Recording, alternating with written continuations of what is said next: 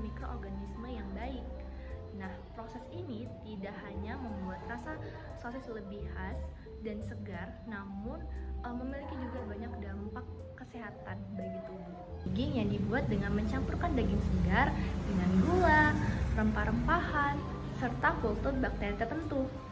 Jadi adonan tersebut digabungkan, kemudian dimasukkan ke dalam songsongan, lalu didiamkan dalam kondisi terkontrol sehingga bakteri tersebut dapat bekerja dengan baik, dan pada proses inilah menghasilkan asam yang segar, tekstur yang unik, serta aroma khas yang berbeda dari sosis biasanya. Setelah kita tahu nih apa itu sosis fermentasi, kita akan mengetahui bahan-bahan apa aja sih yang digunakan untuk membuat sosis fermentasi. Jadi bahan-bahan yang digunakan dalam pembuatan sosis fermentasi ini yang pertama adalah daging segar. Daging segar itu biasanya digunakan seperti daging sapi atau daging ayam. Kemudian penambahan lemak yang bertujuan untuk menambah cita rasa, menambahkan garam, gula sebagai pengawet alami dan sumber energi bagi bakteri. Lalu ditambah dengan rempah-rempahan seperti lada, bawang putih, garam, gula yang akan memperkaya rasa dari si sosis tersebut. Dan juga tidak kalah penting yaitu menambahkan starter dari bakteri yang baik yang menjadi kunci untuk proses fermentasi. Nah, setelah kita tahu bahan-bahan apa aja sih yang digunakan dalam pembuatan sosis fermentasi, selanjutnya kita akan mempelajari bagaimana sih proses pengolahannya. Jadi, pertama itu setelah daging yang sudah digiling kemudian dicampur dengan bahan-bahan lain, lalu dicampur hingga merata. Kemudian adonan tersebut dimasukkan ke dalam selongsongan sosis, dan sosis tersebut dapat disimpan pada suhu dan kelembapan tertentu. Gunanya agar bakteri yang tumbuh itu akan tumbuh dengan baik. Selama fermentasi, bakteri ini akan mengubah gula menjadi asam laktat, sehingga hasilnya pH dari sosis tersebut akan menurun dan membuat sosis tersebut menjadi lebih awet dan tidak mudah rusak. Beberapa jenis sosis lainnya juga bisa dikeringkan maupun diasapkan untuk menambah cita rasa. Nah, bagaimana sih cara kerja dari bakteri tersebut?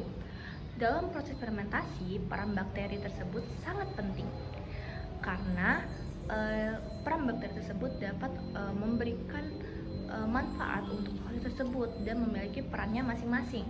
Contohnya nih, bakteri yang bekerja pada pada sosis fermentasi itu adalah bakteri Lactobacillus plantarum dan Pediococcus pentosaccheus. Nah, bakteri tersebut berfungsi untuk menghasilkan asam laktat yang bekerja untuk menurunkan pH. Lalu Micrococcus yang berperan sebagai pembentukan warna dan aroma yang khas. Selanjutnya, bakteri baik ini juga membantu untuk menekan pertumbuhan bakteri pembusuk. Jadi bakteri tersebut dapat lebih awet selama proses fermentasi.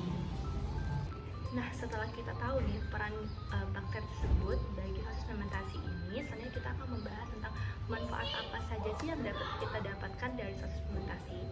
Jadi manfaatnya itu adalah sosis itu tuh tidak hanya lezat untuk kita konsumsi, namun sosis fermentasi ini juga bermanfaat bagi tubuh dan kesehatan karena asam laktat yang dihasilkan membantu untuk menjaga kualitas produk. Sementara bakteri baik yang itu berfungsi sebagai probiotik yang dapat mendukung kesehatan usus. Dengan begitu, konsumsi sosis fermentasi dapat membantu meningkatkan daya tahan tubuh dan memperbaiki sistem pencernaan. Nah, selanjutnya kandungan gizi apa aja sih yang ada di dalam sosis? Jadi, sosis fermentasi ini kaya akan protein hewani yang penting untuk pertumbuhan dan jaringan tubuh. Selain itu, mengandung lemak sehat sebagai sumber energi, vitamin B kompleks yang baik untuk metabolisme, serta mineral seperti zat besi, seng yang mendukung pembentukan sel darah merah dan serta menjaga kekebalan tubuh.